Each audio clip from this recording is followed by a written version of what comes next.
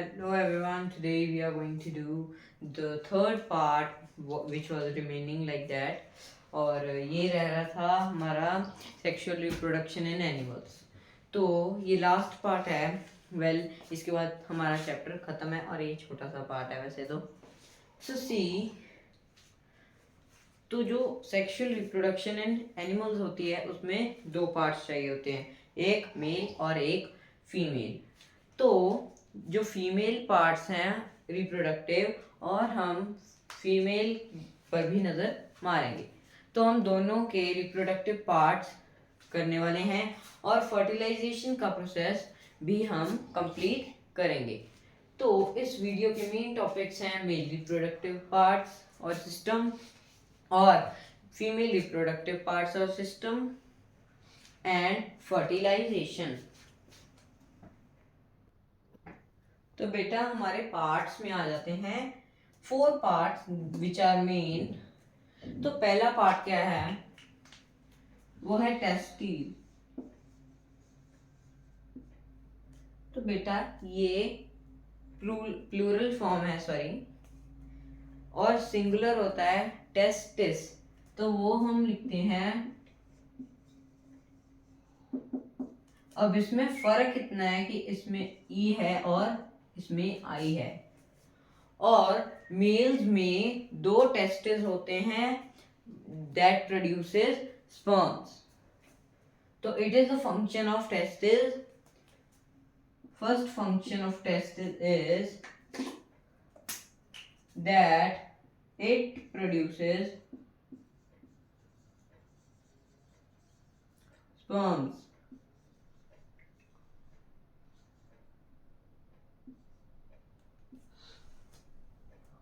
और ये जो एक यू कैन सी कि एक ब्लैडर में पाए जाते हैं, एक कवरिंग टाइप होती है, उसे हम कहते हैं स्क्रॉटम.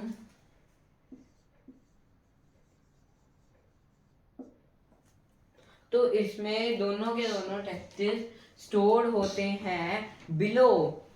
अब नॉर्मल बॉडी टेम्परेचर 37 to 38 होता है, लेकिन उससे 2 या 3 डिग्री सेल्सियस नीचे रखता है हमारा ये जो सैक होता है स्क्रॉटम,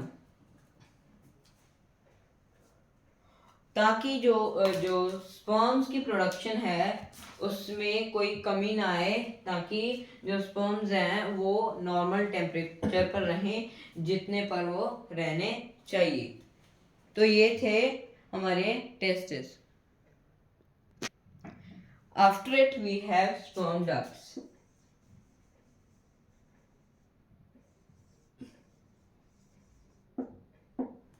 तो बेटा, और ये जो टेस्टिस हैं ये एक टाइम में एक स्पर्म नहीं, मिलियंस ऑफ स्पर्म्स प्रोड्यूस करते हैं जो कि कैरी होते हैं इसके द्वारा. और ये जो स्पर्म डक्ट्स हैं, ये जो स्पर्म्स निकले हैं टेस्टिस में से, तो वो कैरी करते हैं टू द यूरेथ्रा. अब इसके मेन फंक्शंस क्या हैं? टू कैरी स्पर्म्स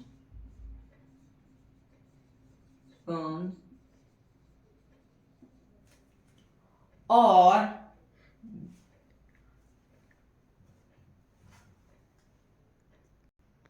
ये ट्यूब लाइक स्ट्रक्चर्स होते हैं. हर एक टेस्टिस में से 2 निकलते हैं.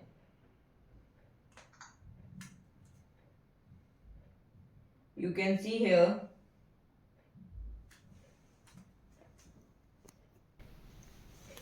यहां पर देखो, ये टेस्टिकल है, मींस टेस्टिस, और ये पेनिस है, और ये जो स्पर्म डक्ट्स हैं वो इसमें से ओरिजिनेट होते हैं. ये जो टेस्टिस हैं इसमें से स्पर्म्स कैरी करते हैं यूरेथ्रा में, और फर्दर पेनिस से वो डिलीवर होते हैं वेजाइना में. तो वो जो वेजाइना होती है वो बर्थ कैनाल का भी फंक्शन करती है. मैं लिखना भूल गया था. ट्यूब लाइक स्ट्रक्चर, ये इसका स्ट्रक्चर है.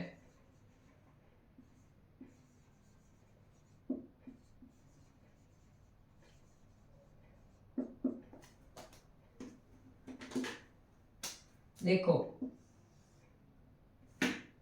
ऐसे एक सैक में ये दो होते हैं,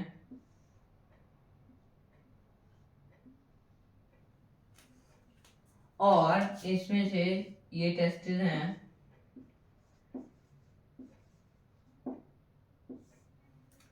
और इसमें से जो स्पर्म कैरी करते हैं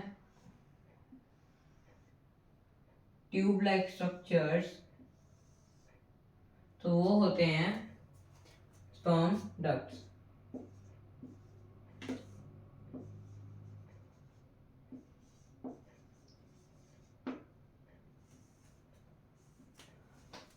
और यहाँ से जो यूरिनरी ब्लैडर है वो भी अटैच होता है यूरेथ्रा और पेनिस के साथ। तो ऐसे यहाँ से स्पर्म जाते हैं और यहाँ से जो यूरिन होता है वो पास आउट होता है हमारी बॉडी में से। तो आगे हमारा जो ऑर्गन है वो है यूरेथ्रा।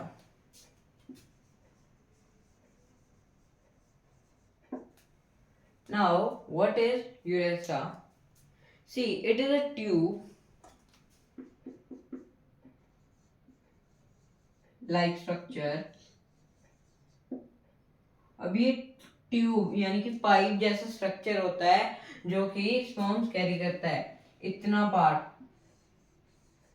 जो स्पर्म्स कैरी करता है स्पर्म डक्ट्स में से।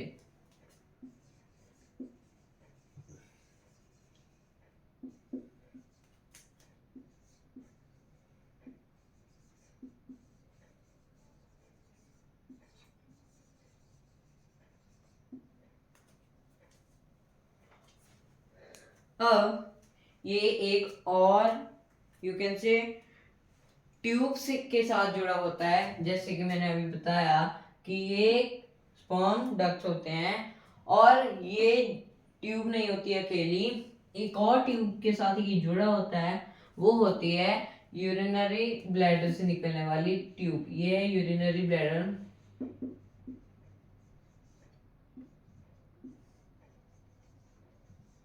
और इसमें से जो ये ट्यूब निकलने वाली होती है, ये वाला स्ट्रक्चर भी यूरेथ्रा के साथ ही जुड़ा होता है। और urethra passes through the penis and carries either sperm or urine at a time.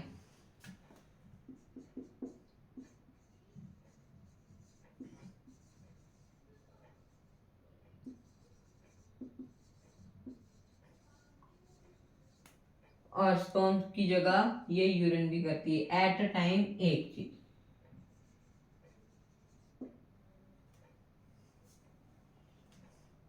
तो ये थे मेजर तीन। उसके बाद आ जाता है हमारा पेनिस।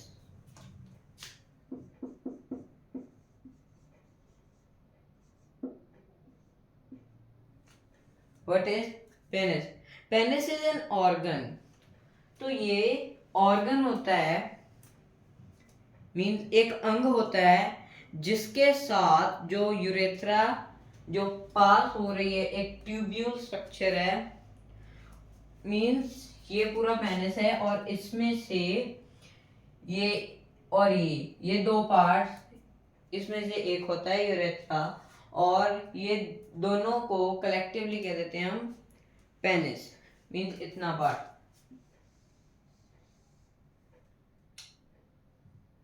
ये वाला। और it is an organ that passes from male body to female body. और यही एक इकलौता मेन ऑर्गन है जो कि जो स्पर्म्स हैं वो मेल, और ये carry sperm out of the body. और ये जो पेनिस होता है ये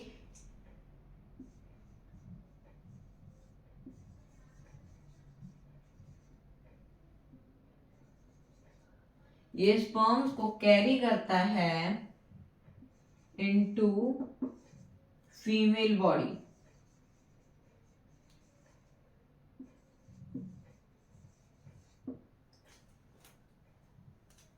तो ये थे मेन 4 मेल रिप्रोडक्टिव पार्ट्स। अब हम करने वाले हैं female reproductive parts. Female reproductive parts में भी 4 मेन फीमेल रिप्रोडक्टिव ऑर्गन्स हैं। तो पहले नंबर पर हमारे पास है ovaries.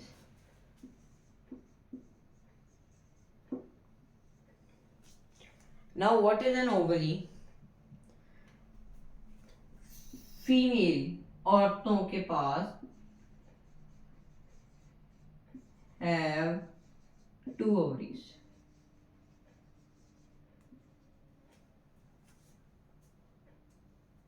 Present in the abdominal cavity. Where are they located? or you can say location.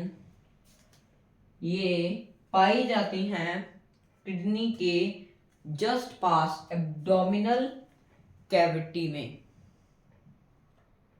और जो ओवरीज होती हैं वो ओवा प्रोड्यूस करती हैं, प्रोड्यूस ओवा।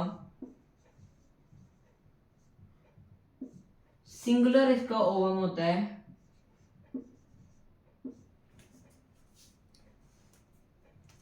और at maturity an ovum is released by the ovary into the oviduct. जब मैच्योरिटी होती है तो जो ओवम होता है या एग सेल जिसे हम कहते हैं वो एक ओवरी में से पास करता है ओविडक्ट के थ्रू। ये है ओविडक्ट, ये वाली पाइप, और इन्हें हम फैलोपियन ट्यूब भी कहते हैं। यहाँ पर इनका इनर पार्ट दिखाया है एक में, और एक में हमारे पास है जो पूरा प्रॉपर शेल होता है। तो ये पूरा है हमारा इनर पार्ट, और ये जैसे बाहर को हम जैसे देखे तो दिखता है, मींस जब भी ऑपरेशन होता है। Next we have the next part which is oviducts, fallopian tube.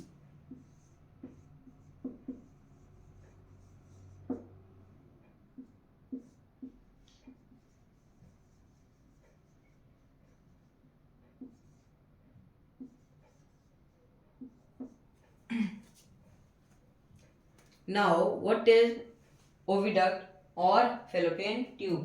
It is actually a funnel shaped. Funnel आपने देखी है, just imagine a pipe, वैसी shaped होती है जो oviducts होती हैं, और इसमें भी ट्यूब लगा है। तो आप समझ जाओ कि ये ट्यूब स्ट्रक्चर होता है। तो ये इनका मेन फंक्शन क्या है? They receive the eggs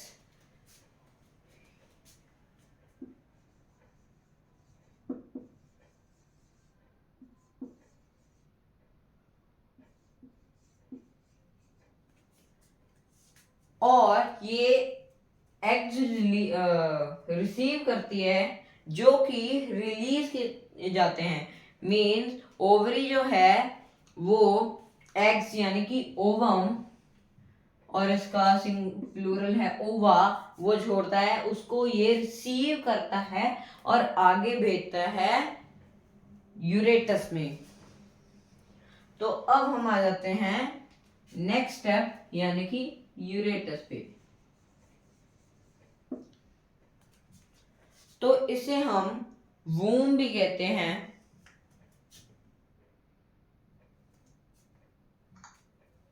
you can see this central part,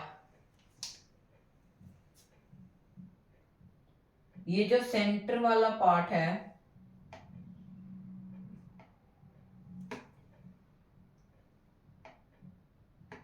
ये वाला पार्ट,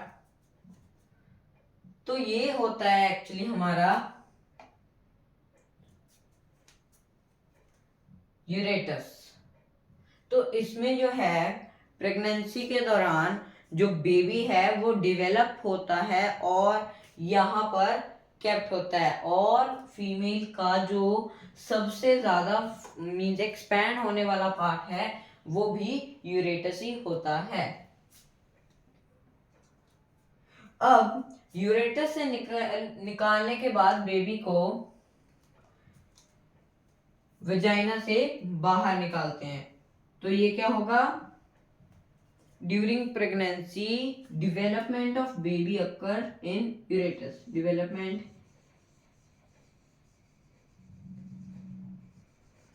ऑफ बेबी। तो जो डेवलपमेंट ऑफ बेबी होती है मींस बच्चे की डेवलपमेंट वो यूरेटस में होती है, और ये एक थिक वॉल्ड होता है, ये थिन नहीं होता है, ये काफी मोटी मेम्ब्रेन टाइप होती है, और you can say muscular organ होता है जो कि दोनों ओविडक्ट्स जहां पर ओपन होते हैं, you can see this both fallopian tubes और oviducts are opening in the uretus, और उसके बाद आ जाता है हमारा वेजाइना।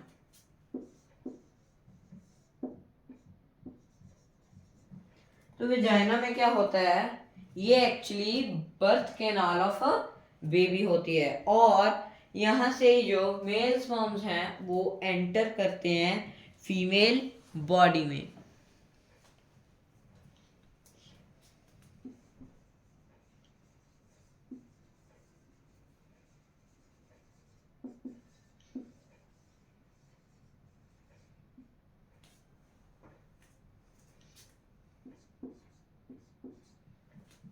इट मीन यहाँ पर जो स्पर्म्स की एंट्री है वो वेजिना में होती है, और जो डेवलपमेंट ऑफ बेबी, जब बच्चा डेवलप होता है उसके बाद जो बच्चा है वो निकलता वो भी वेजाइना से है। It mean it is a entry point of sperms that it carry sperm to ovary, and ये एग्जिट पॉइंट भी है स्पर्म्स का, सॉरी बेबी का। और उसके बाद आ जाता है हमारा acts as a birth canal.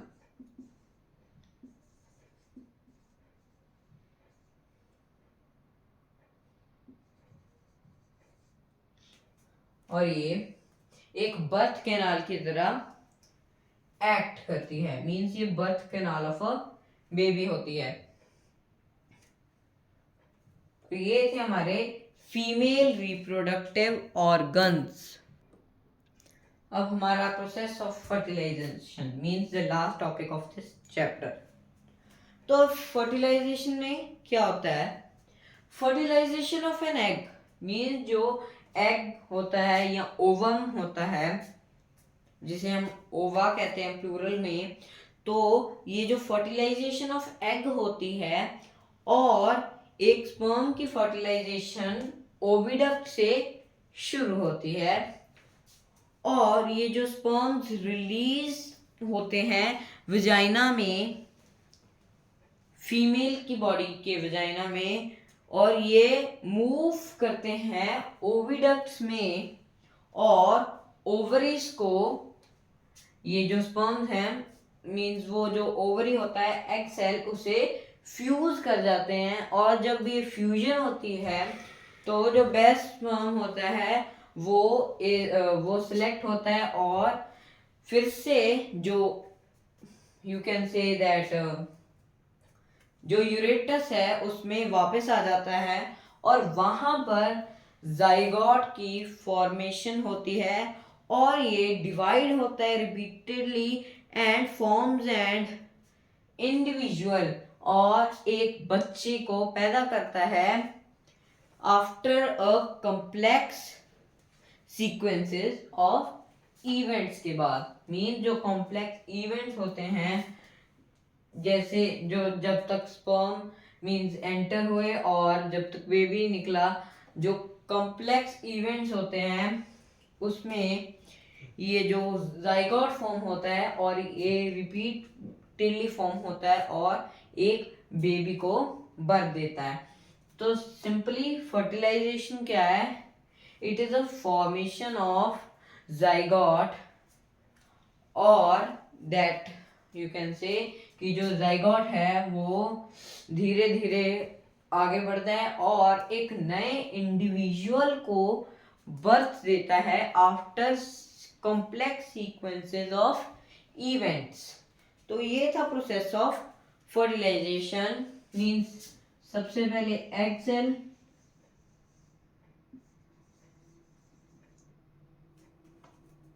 Fuses with sperms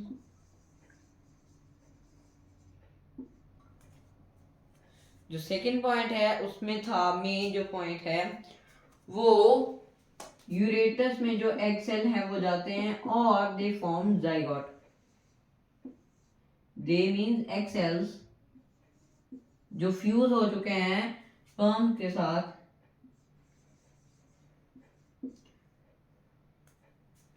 fused with sperm